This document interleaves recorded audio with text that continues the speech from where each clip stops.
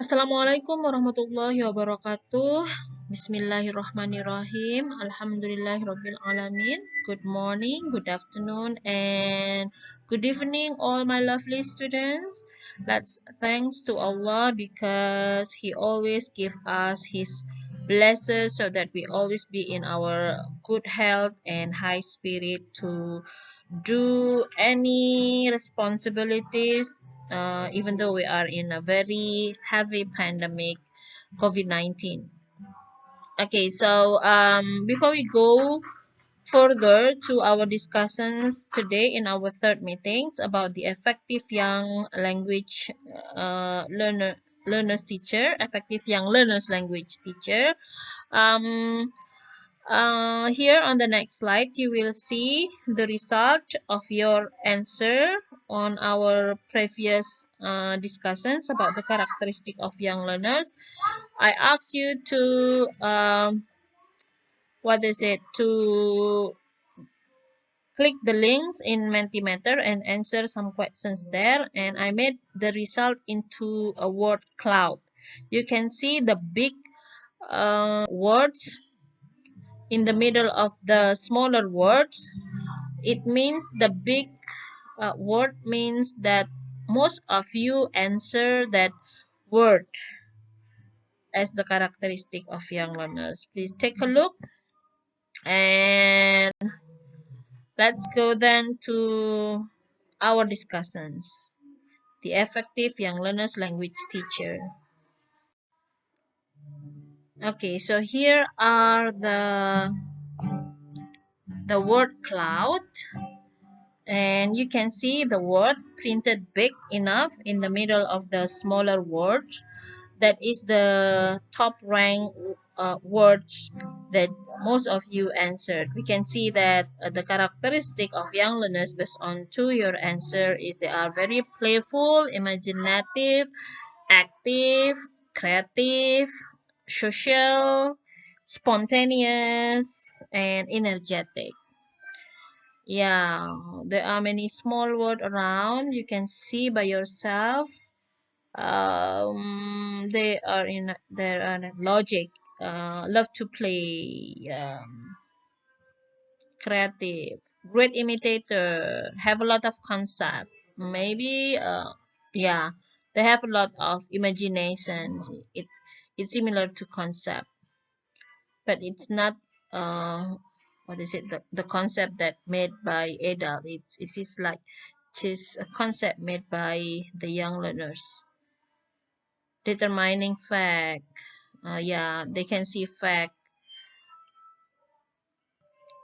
They also can see imagination. Egocentric nature. Yeah, they tend to think that they are the right ones. So you have to consider that too. They are easily to get bored. Yeah, because they have a short concentration span. Happy. Yeah, they learn by doing. They like to discover things. Yes. Unstable, emotional, cuteness. Some of you answered cuteness and what is it? Confidence. Yeah. Love color, cheerful. Concrete activities. Yes. They love to do things with their five sense. Not serious. Yeah. They are playful. Yeah. Worship and prayer. Yes. We can teach them how to worship Allah and prayer. Yes, thank you for your answer. You can see your friend's answer here in the word cloud.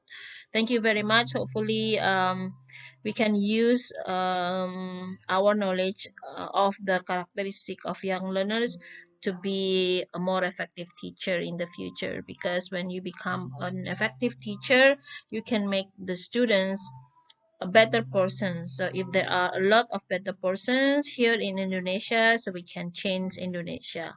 We can make this world a nicer place to stay. Thank you. Bismillah. Let's work hard and try hard to be a better teacher. Okay. All right. So before we dive in further into the discussions of an effective English language teacher for young learners, um, would you please answer in your heart? Do you actually like teaching, or do you really want to be a teacher? Deep inside your heart, do you really think that you like teaching, or you really want to be a teacher? Maybe you can write down in the comments your real answer. On the left side of this slide, there is a picture of a beautiful old lady smiling at the camera, but there is words in the picture asking about who says teaching is stressful. That's a question. Some of us say that, oh my God, teaching is very stressful. I have to work with students who seems ignorance on the lessons, annoying on the assignments, walking around, yelled around, or even quarreling and make trouble in the classroom. This lady is smiling, but what is weird in the picture is the word saying that I'm 39 and I feel great. When you say that I'm 39, but the picture is a very old lady, uh, looks very happy, it is contradictive, right? So this picture want to say to us that teaching is not as fun um as as it is. So teaching maybe become very stressful to a person, so it make them look older than her real age. Maybe that's the joke. So let's see whether teaching is that stressful to make you older than your real age. Let's see. Yeah, the previous slide indirectly want to tell us that being a teacher is not as easy as turning your palm. There are many requirements that we have to fulfill, because being a teacher should has a strong influence on students, determines him to learn how or what to learn, and also he counts interactions between students. So if he does not know how to listen, negotiate, persuade effectively, evaluate the argument for taking a correct decision, he has no chance in society. He has no chance in the society of educations. So, Bradia in Lupasco Elsevier in 2014, one of the article that I read, they said that there are many requirements of being a teacher. So later on our discussions, let's see the characteristic that should have by an effective English teacher for young learners.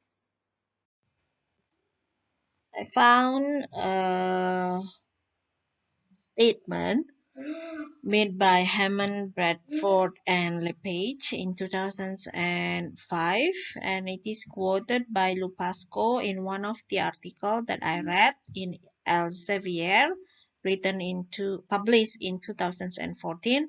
I will send you the article so that you can read in details.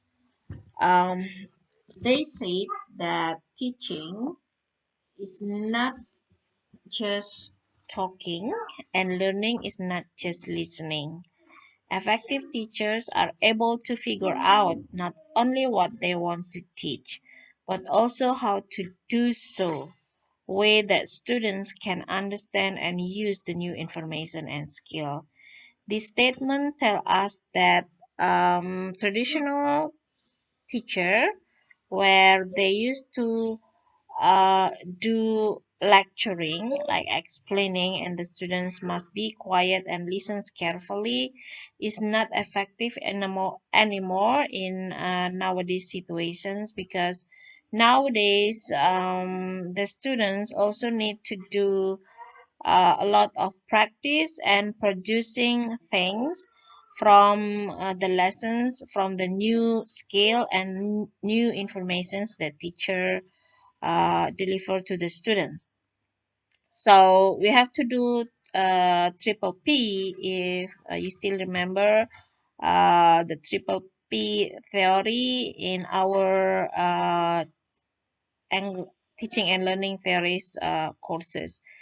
We have to do presentations, make it quite short, and then practice, and then productions because students, moreover young learners, they need to do things using their five sense to be easier in understanding the new materials.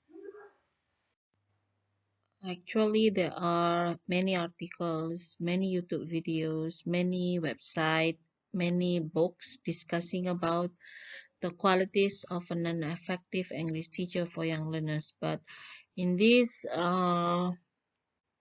courses, I would like to focus on the qualities made by Jane Moon in one of her book, Children Learn English. She said that the qualities of an effective English teacher for young learners is there are four. They have to have a good teacher talk skill. They have to have a good English communication skill, of course, and they also need to have a good management skill as well as an effective interaction skill with the students. Okay, let's discuss further about the four qualities. Do you still remember the way your teacher talked in front of the classroom? Do you like them because the way they talk? Or do you hate them because the way they talk? Do you ever notice that that teacher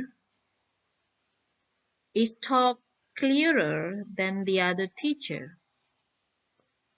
Or that teacher is a kind teacher because she or he talk kindly to the students?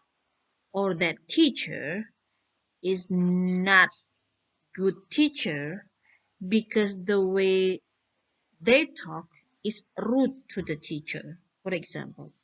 So there are many reasons of teacher doing talk in the classroom.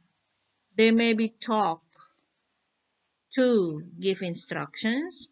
They may be talk to show procedure or examples of the lessons. They may be taught to advise the students.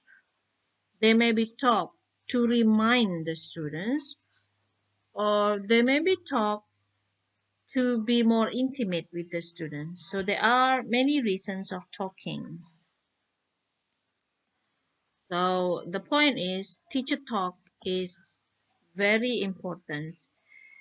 It is one of the skill that also determines the success of the teaching and learning process. Remember, teacher talk is not only what you are saying to your students in the classroom or during a teaching and learning process, but it is about how you say it. So, in other words, uh, you have to use many other factors or what is it components coming together with the way you talk in the classroom. For example, like the tone of your voice. If you are advising, or if you are giving a warning, or you are giving instructions, or you are explaining, of course, the tone of your voice should be different so that the students can catch what is it the message that you want to send to the students from the tone of the voice.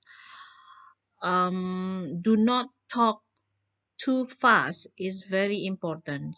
So in case you are a very fast speaker, when you teach young learners, you have to, what is it, to mind the pace.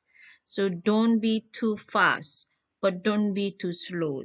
Just use enough pace of talking. Facial expression is also important. Use your smiles. Give a serious expressions when you say something serious. Um, yeah, facial expressions. Talk a lot, maybe more than the word that you say. The gesture is also important. So, the point of teacher talk here is you need to improve and practice the way you talk to the students and with the students. English teacher is a model. You will be the model for your students to speak a good English. If you never use English in the classroom, then your students will never use English too in their daily communications. So,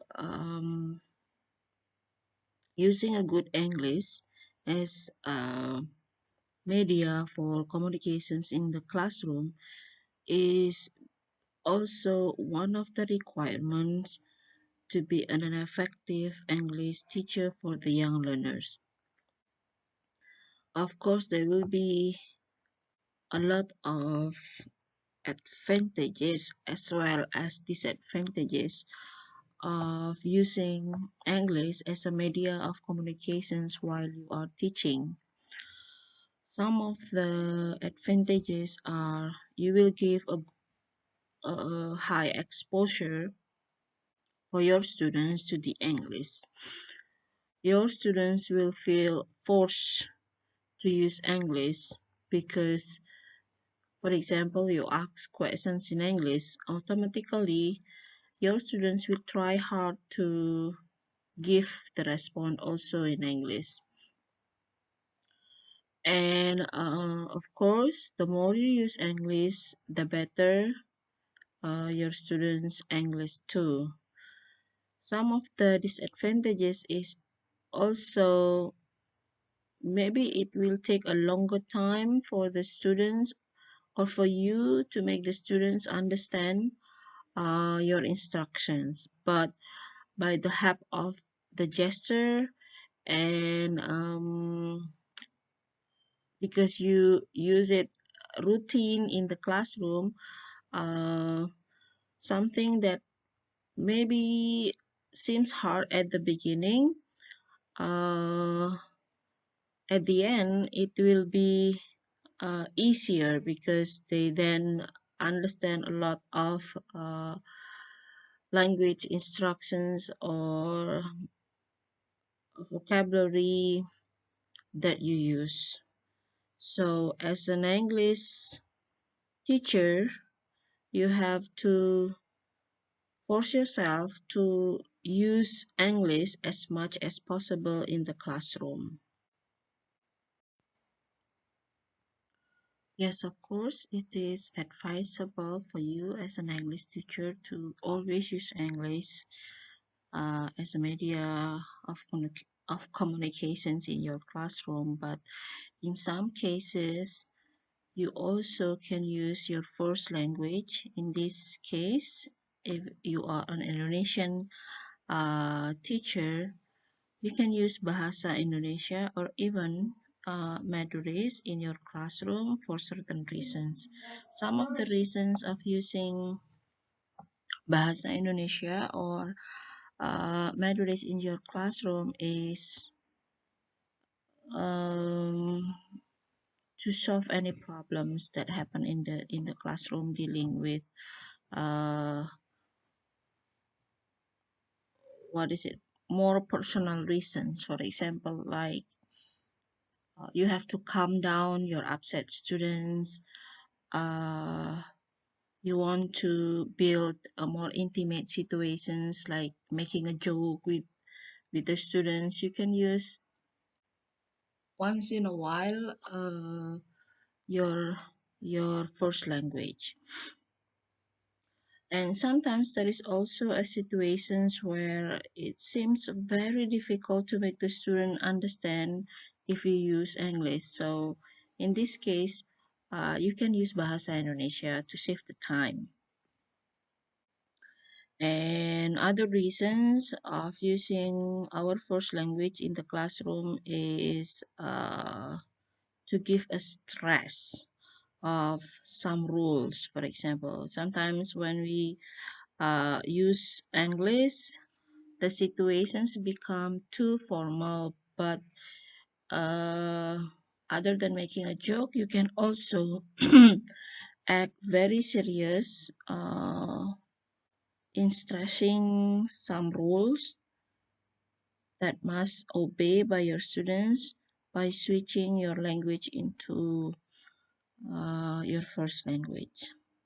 Here in the boxes, you can uh, read by yourself that there are some situations and the reasons why we can what is it switch the language into Bahasa Indonesia or Madurese. But remember, mind your talk time as well as your portions of using English and first language. So because you are an English teacher, of course, the portions of using English in your classroom must be bigger than the portions of the use of your first language in the classroom. One of the hardest things in teaching English to young learners is in managing the classroom. Classroom management is a term teachers use to describe the process of ensuring that the classroom lessons run smoothly without disruptive behavior from students who are compromising the delivery of instructions.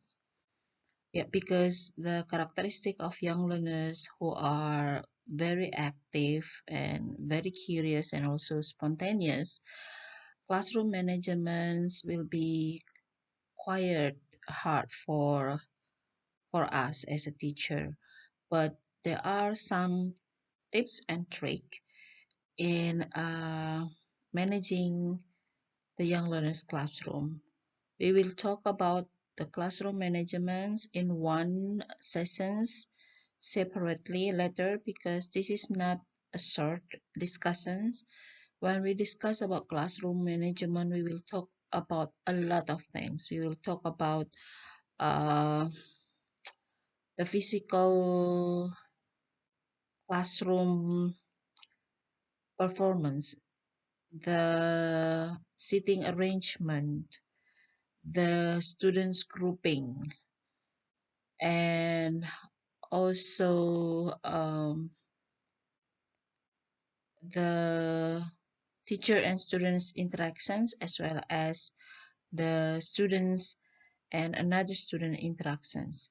So many things we should discuss when we talk about classroom management. Hope later we can talk about classroom management in a separate uh, meetings.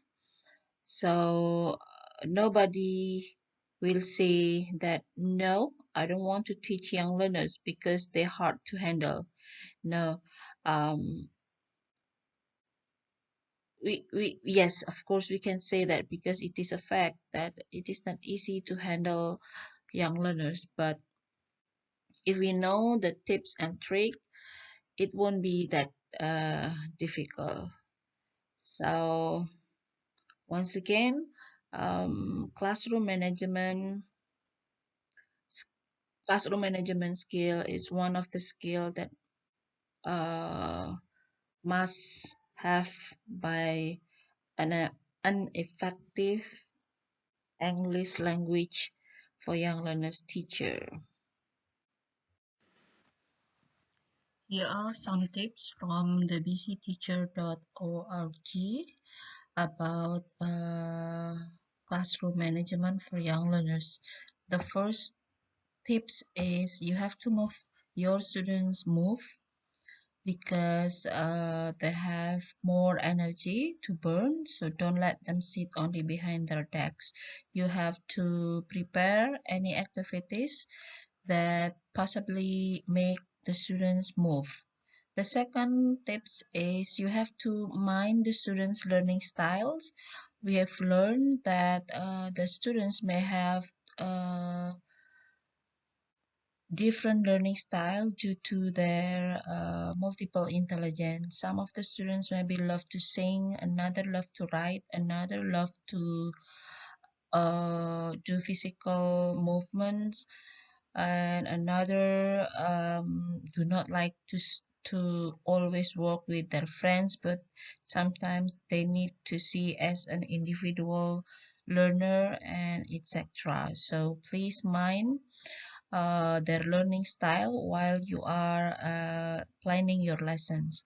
The third is you have to be more than prepared.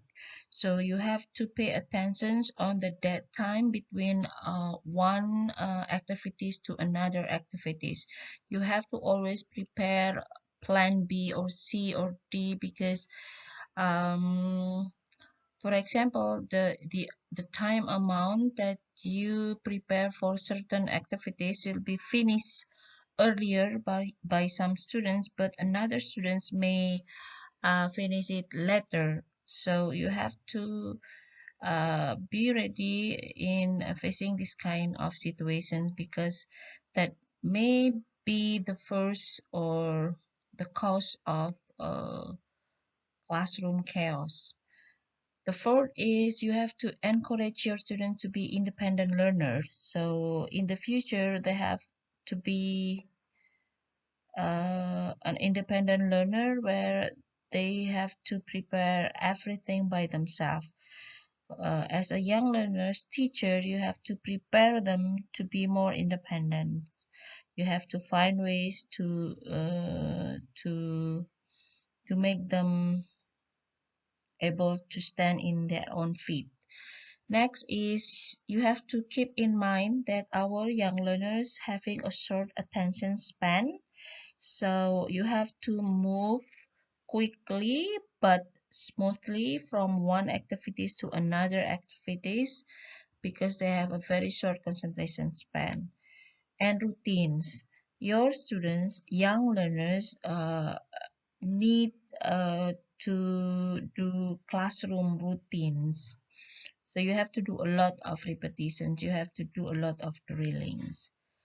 Yeah, you can see in the picture how close the teacher with the students, but the situation still in a teaching and learning process.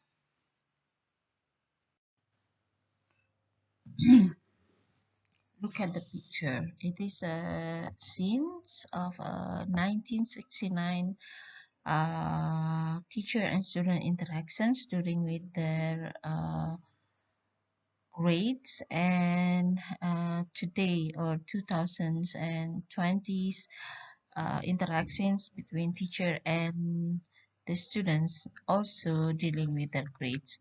Can you see that in 1969 it seems that the teacher in and their parents, uh, what is it?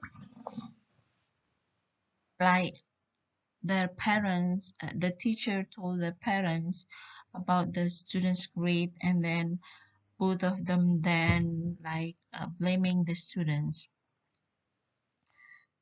because of the bad grades. But here in today's scene, we can see that when the teacher give the score to the parents do not warn the students because of the bad score, but they then argue and asking their teacher. So what about in my point of view as a teacher? Yes, the the interactions between teacher and students, teacher and their parents nowadays are changing. Now there is a saying: do not blame the students of the bad grades of the bad score, but blame ourselves. So if there is a failure in a teaching and learning process, nowadays we cannot blame the students anymore, but we have to blame ourselves because of the bad classroom management maybe, or the bad interaction skills between us and the students and also their parents, and many other factors. Let's see from your point of view as a student. Please give your comments here in the comment links in YouTube. Do you agree with this picture? Do you agree with this changing in the way the teacher and students interact with the students? Please give your comment. Thank you. Through the experience letter, you will have your own tips of making the classroom become more more interactive. But here are to have you starting the classroom interactions tips from facultyfocus.com. They say that there are 9 possibly things that you can do to build the classroom interactions. The first is you can change the students from passive learner into active learner by your uh, decisions in making the right choice that match the classroom objective. The second is you can call on students constantly to answer questions. So during the teaching and learning process, you can make the student awake and alert to your teaching by instantly asking questions to certain students, like mentioning, calling their names, like Eva, would you please mention some animal that can be a pet, for example. Simple questions dealing with the topics. Next tips is reassure students you will come back to them. So for in case you have 3 students raising their hand to answer the questions you give them, then you must not able to choose the 3 of them to answer your questions because it will take a lot of time. So later you can go back to give the questions or to give the chance to answer questions to the other 3 students raising their hands. Next is find a student's strength. Yes, please do not act someone who is um what is it, do not point on someone who who not who will not able to answer your questions, because Other than it will motivate them to speak in the classroom, maybe it will humiliate them. So you as a teacher, you have to know and recognize your students qualities. So ask them to do what is good uh, in their side.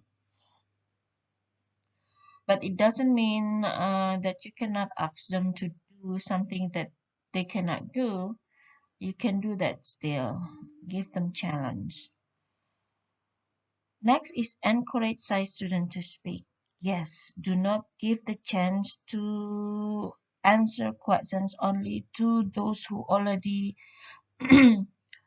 look dominant in the classroom. Give also a chance to student who is actually able to do the task or answer the questions but seems shy to raise their hand or to speak. Listens actively to students during discussions. Yep, that is important. Maintain eye contact. Keep listening to them. When you ask questions, wait until they finish their answer. Then you can move to another things. Incorporate peer review. Yeah, in doing an assignments before you make your own review, you can give the chance to the other school, the other friend, the other students to make a peer review of their friends' work. Do a networking exercise. Yes, let them work in groups often. And you can also ask early feedback from your students. Asking questions, for example, any questions, students? What do you think about the lessons today? Do you want to do something for our next meeting? For example, ask them uh, feedback of the learning activities at that day. So they will have a feeling of owning the classroom. It's not only your classroom as a teacher, but as a students, they also have the classroom. So they have a chance to ask for a better lessons, a better activities, for example. So ask feedback from them. All right. Previously, we have learned the four uh, qualities of effective English language teacher for young learners based on two books written by Jane Moore. So here are another qualities uh, in lighter words from bcteacher.org about the great ESL teacher should have. The first is they have to be flexible. The second is they have to be creative. The third is the teacher have to be organized. Number four, teacher should have good at getting students to talk, and the teacher must be knowledgeable because we have to have that five qualities at least so that the students won't think that we are a monster. You won't you don't want your students think that you are a monster, right? A good monster maybe. But is there any good monster? I don't think so. Teacher are flexible means that uh, as a teacher we have to be able to adapt to any situations.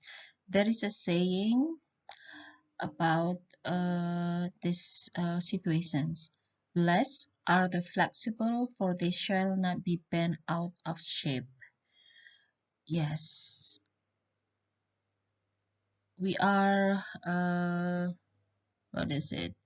We are fortunate because we are flexible. So if we are flexible, we won't be bent out of shapes. Jadi kalau kita fleksibel itu kita ditekuk-tekuk itu nggak bakalan what is it bend out shape kayak bengkok gitu balik lagi kan jadi kayak karet gitu kan. So as a teacher we should be a flexible one.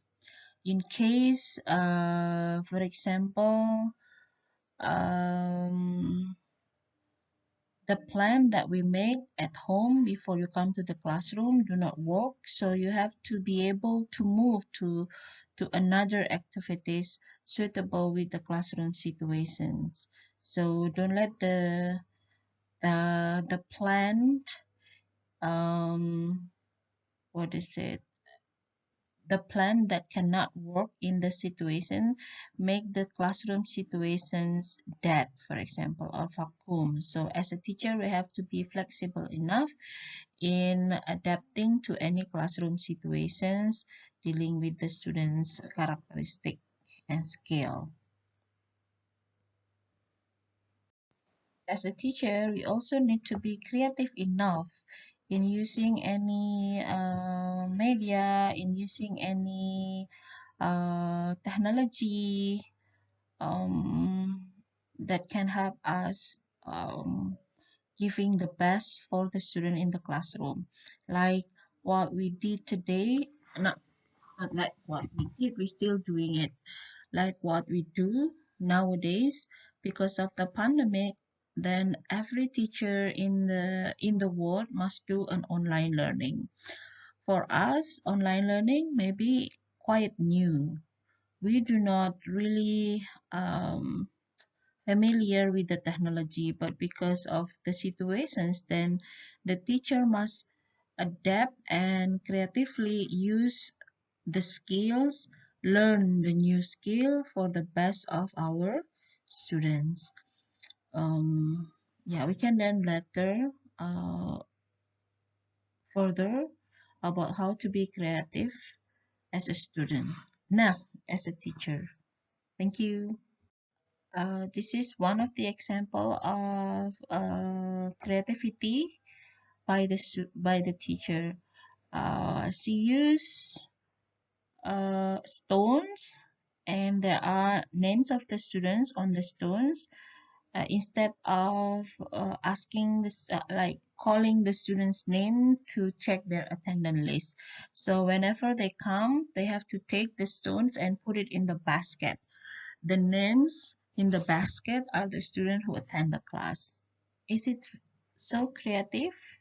Will you do things similar with this? Yep. Teacher must be very organized because we deals with many students. We are not working only with one students. We work with students. So being organized is a must for the students. We have to learn to maintain the time, make the activities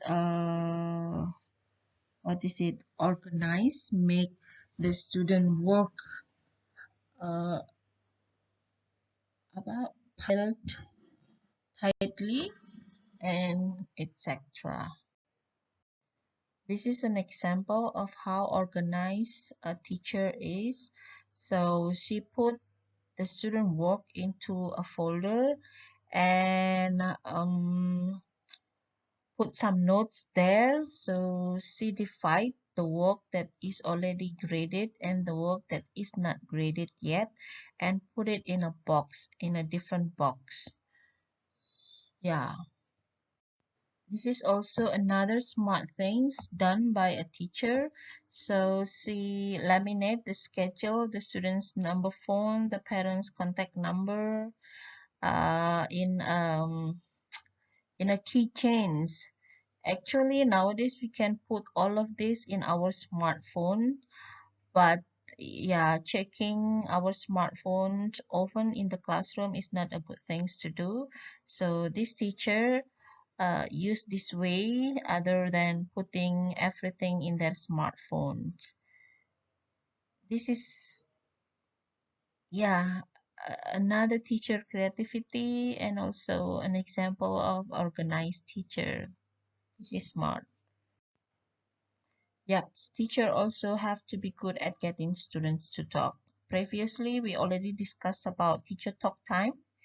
Yeah, as a teacher, we need to reduce or lessens our talk time and encourage the students to talk more.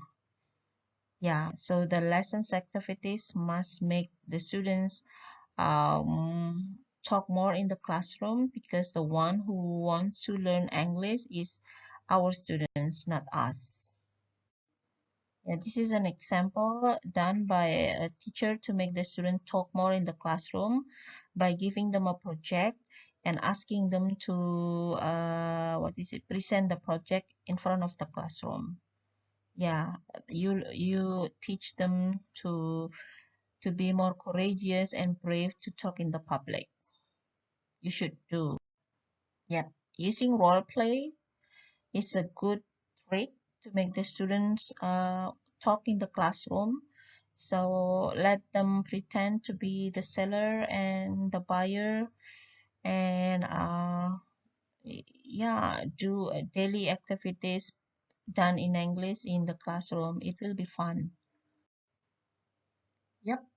And an English teacher, as an English teacher, we are supposed to not only knowledgeable in English academic skills, but we also have to have a wide knowledge uh, so that the lessons that we give to the students is more various and give them a wider knowledge, a knowledge of religion, for example, a knowledge of nationalisms, for example, a knowledge about the nature preservation, for example. So as a language teacher, we are blessed because we can talk a lot of things, even math and physics and biology, in our classroom using English.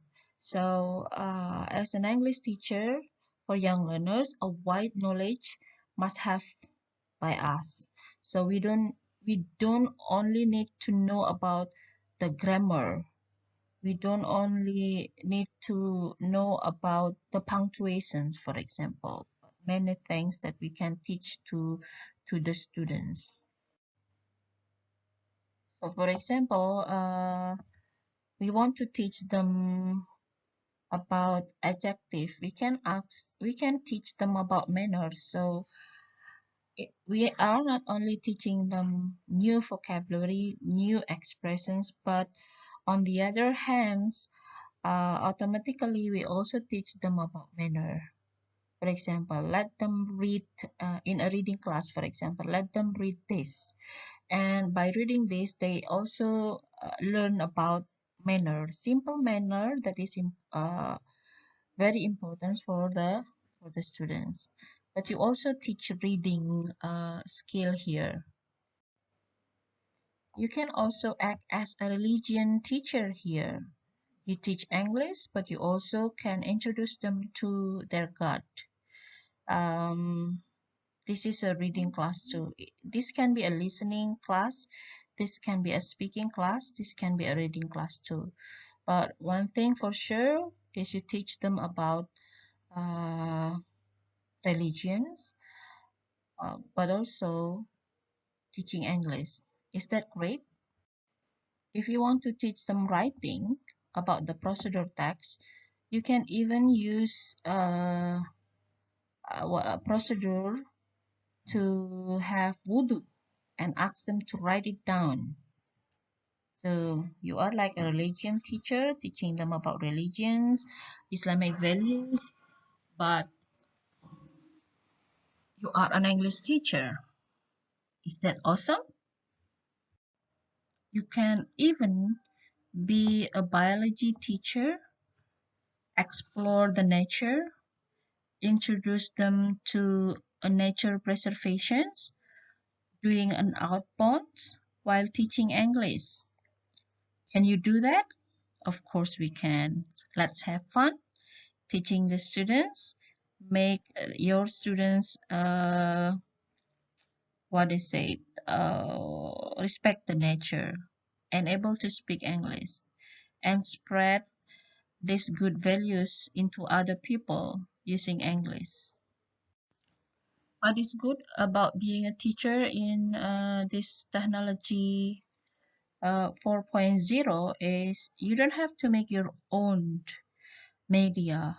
You can take it from the internet freely, download it.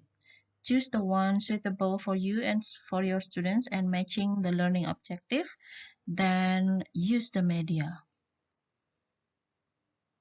What is needed is your willingness to do that.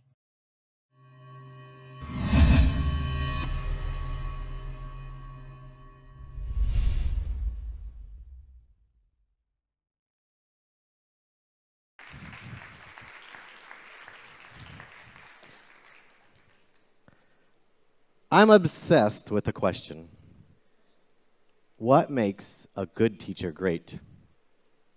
I've collected 26,000 responses to this question in 8 different schools, from the poor schools in Los Angeles to suburban schools in Texas to elite private schools abroad.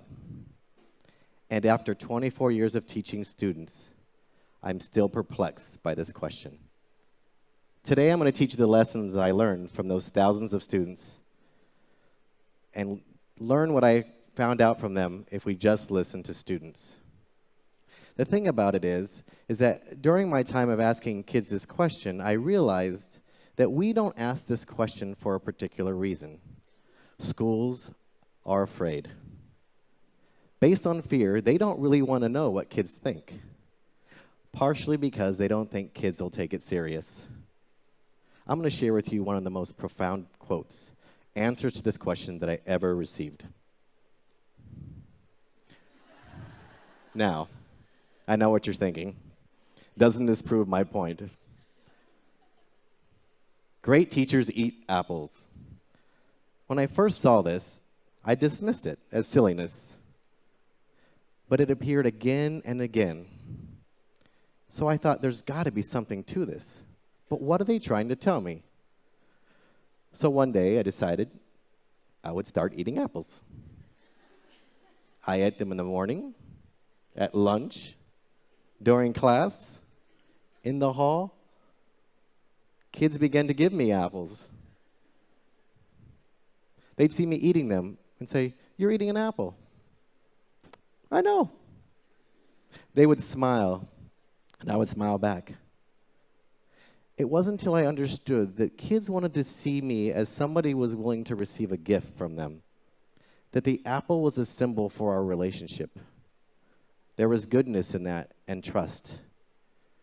But for a long time, I wasn't listening, and I hadn't understood this. They have their own language. When they say a great teacher is chill, what they really mean is don't take it too serious. Be calm in all situations. Don't get overwhelmed. They have a way of speaking to us about what they really want to tell us, but we have to listen, right? I'm the father of 2 grown kids. They're out of school now and in college. But when they were at home and they were teenagers, I had to learn a whole new language. When they would come home from school, I might ask them, "How was your day?" And they would say, "Fine." Which usually meant, it was not bad, it's pretty good. Nothing happened eventful. I probably learned something, maybe I didn't. But if they came home and said, "Fine," what they meant was, it wasn't really great, but don't ask me because you wouldn't understand anyways. If I asked them how their day was and they said, "Okay," what they were trying to tell me was that it wasn't good at all, and you should probably ask me more questions, but don't expect me to answer. Kids have their own language. They have their own way of thinking. They want us to think like them and understand what's inside of their head. They have so many ways of thinking that things are great. They want us to see the world inside of them. But they don't want us to act like them. They want us to be calm and protect them and keep them safe. Kids have a way of communicating, and adults just haven't spent the time listening. But what if we did? What if we really listened deeply to students? One of the things I noticed after all the years of collecting these responses is that there's patterns that emerge. When I asked the question, what makes a good teacher great? Oftentimes I heard, a great teacher loves to teach. 70% of the time, the quote or the answer that followed was, a great teacher loves to learn. The reason this is significant is they don't see this happening. They don't see teachers learning in front of them. They see them teaching, but they wish they would learn along with them. Think about it. Principals hire teachers to be content experts, to have all of the knowledge, not to be learners. But what if they did? What if you showed up in the classroom and the teacher had something prepared and said, I don't know exactly what we're going to do today, but I can't wait to learn with you. Or that they saw their teacher struggle through something they didn't actually know and then eventually discovered the answer. Kids want to be inspired by this idea that learning is important, but they don't see it in schools. When I saw this quote, a great teacher isn't a teacher, I actually was a little bit offended. What do you mean? I'm a teacher. They're like, we know. What they were trying to tell me is, a great teacher isn't in the classroom. Think about it. Think about a time that you have some enduring understanding, a time when you learned something that you still remember and use to this day, like throwing a baseball or riding a bike. I remember learning to ride a bike from my mom when I was 5 years old. She took off the training wheels of my bike. She got behind me and began to push. And we ran until she finally let go, and I began to ride a bike. That's what I did. That's how I learned to ride a bike. I can still ride a bike to this day from that moment. But can you imagine if I tried to learn a bike from my mom in a classroom, what it would look like? Son, first, you need to learn all the parts of a bike. There's pedals and a crank, and there's a chain that turns the wheel. You have to give significant force. Once the force has enough momentum and you can keep your balance, that's how a bike works. I want you to learn all the parts, be able to label them and draw them. Then you're going to learn and write a research paper about the history of bike riding. All the important elements, the adventure, the developments of bikes. And at the end of that, you're going to take a final examination. If you pass and get an A, you can ride a bike. At 5 years old, I think I would have said, never mind, I'll just walk. This is exactly what we do to children. We put them in a classroom and tell them, this is what I want you to learn. It's important, do it. And kids know that it's not true, that we don't really value learning this way. So no wonder they're disruptive or bored or disengaged. Kids want us to be teachers that aren't teachers. I want to tell you a story about Yvette. A great teacher understands that they have a life outside of school. They really do. They want us to know that their life in school is way more different than the life outside of school. I just thought, well, how hard is your life?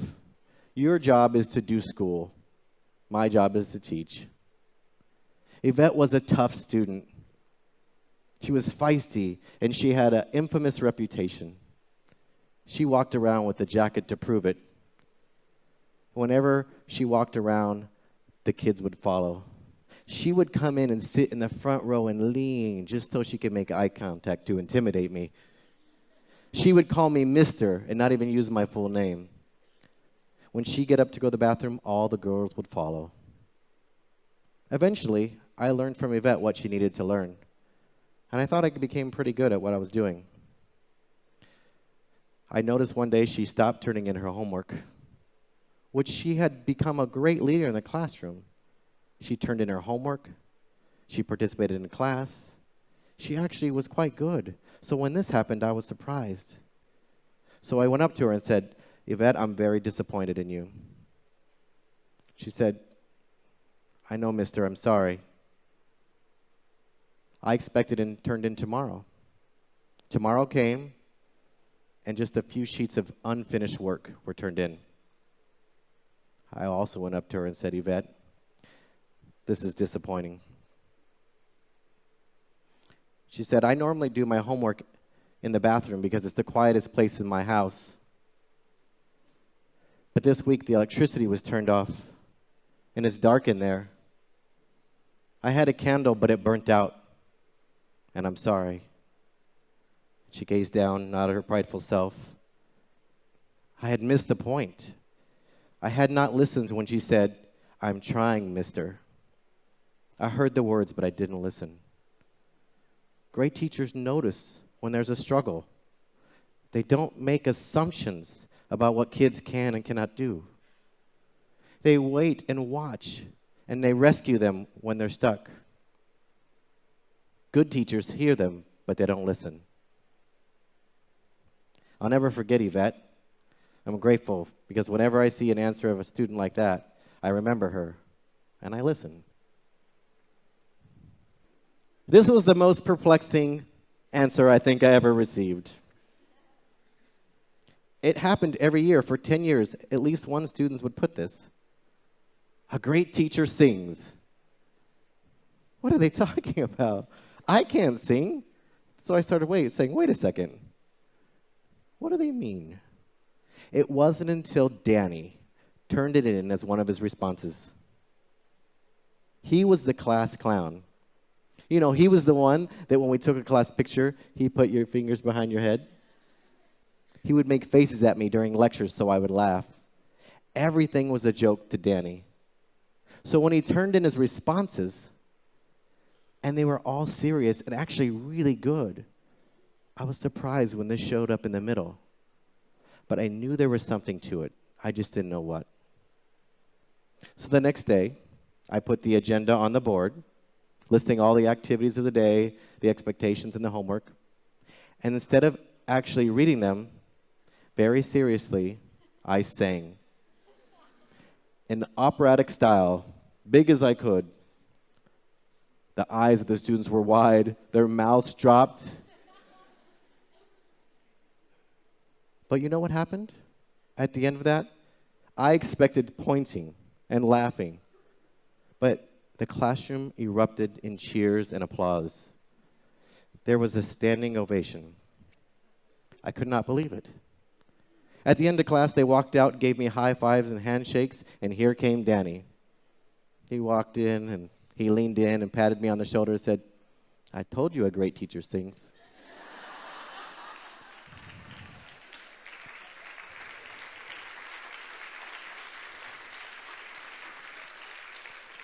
Great teachers make themselves humble before their students.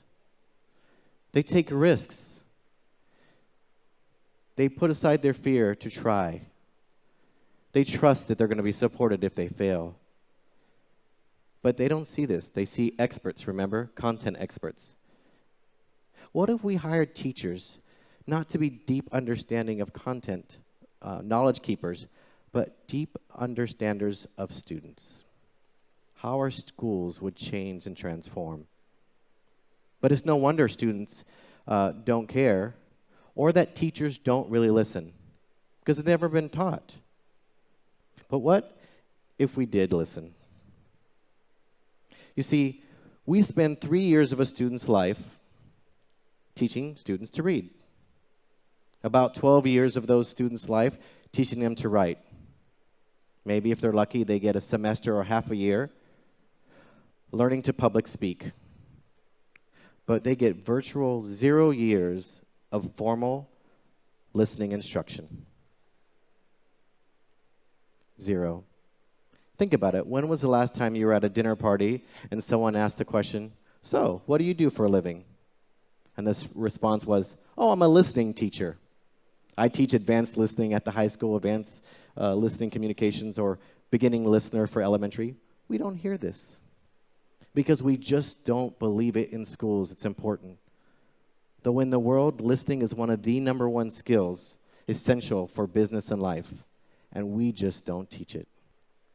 We need to listen to our students. In our classrooms are the future. The Maya Angelou's, the Mother Teresa's, the Elon Musks of the world. And can you imagine if we took the time to ask those students what would make a good teacher great? And then we actually listened. We could transform schools and education. Thank you.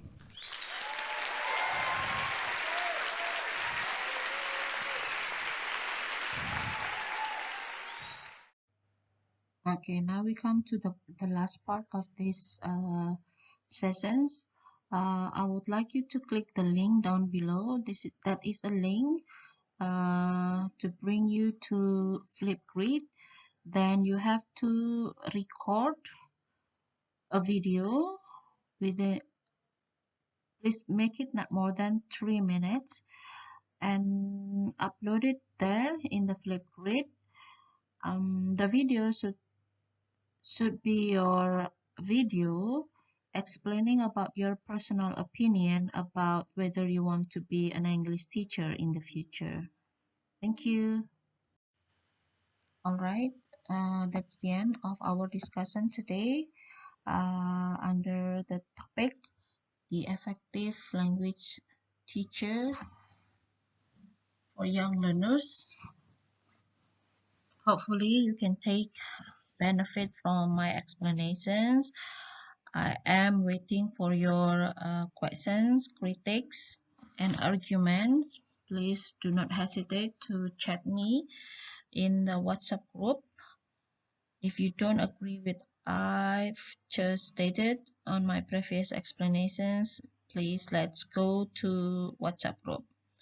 And thank you very much. Hope we can be a better teacher for a better future. Wassalamualaikum warahmatullahi wabarakatuh. Stay safe and healthy. Thank you. See you next time on the other topic.